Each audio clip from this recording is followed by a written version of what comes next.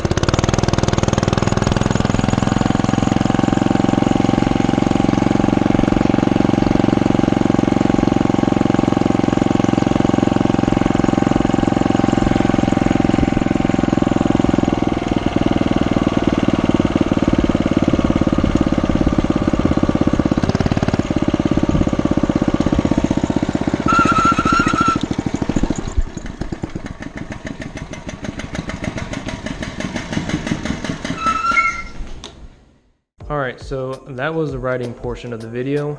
Now, these are my thoughts on this. This build was extremely simple. I mean, all I really did was just build this mount bracket thing for the engine, and that was it.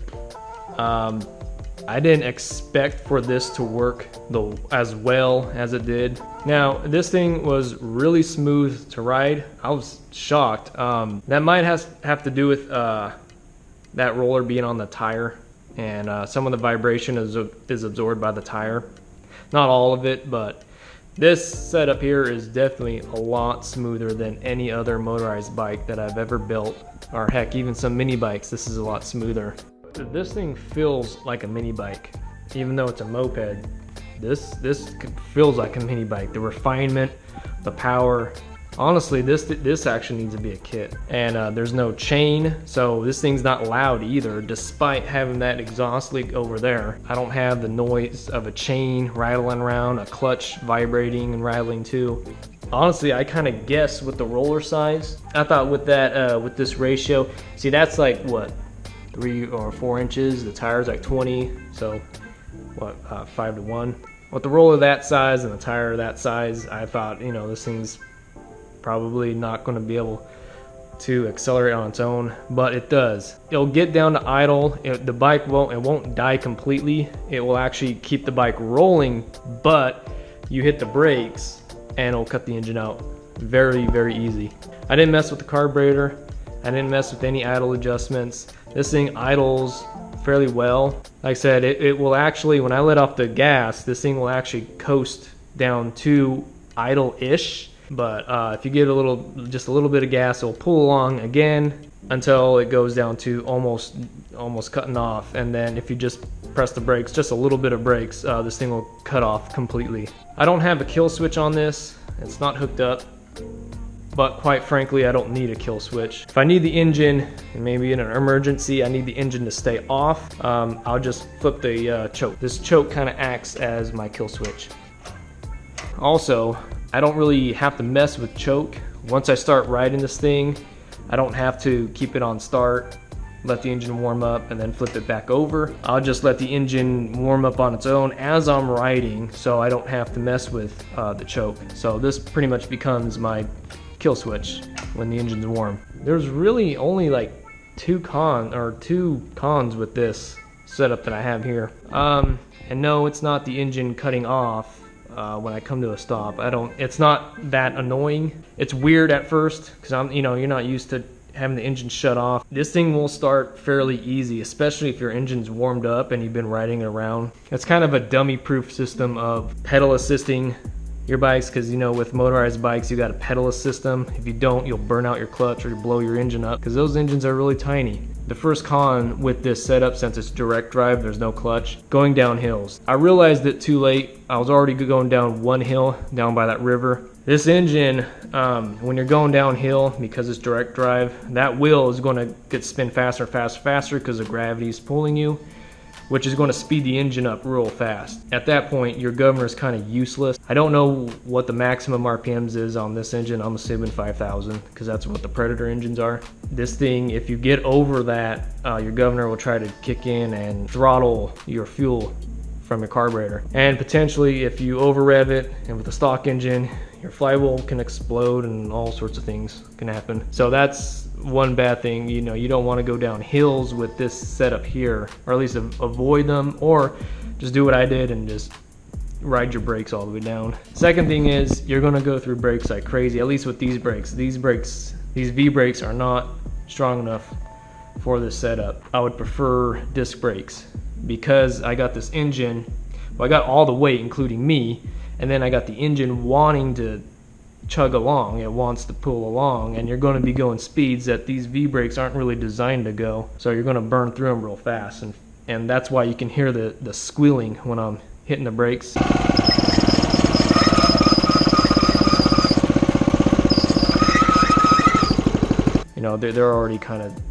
they're already bad. I already need to replace them. Disc brakes would do a heck of a lot better. But other than that, this thing is absolutely smooth. I mean, I'd actually prefer this over any other motorized bike. It's so stupid simple.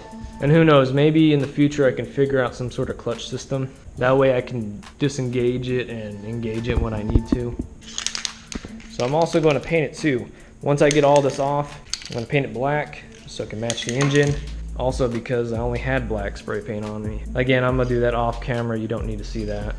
That's boring. But for the future of this project, right now the back end is done. I think the next thing I'm going to do is convert this to a reverse trike. Anyways, that's it for now. I'll see you in the next one.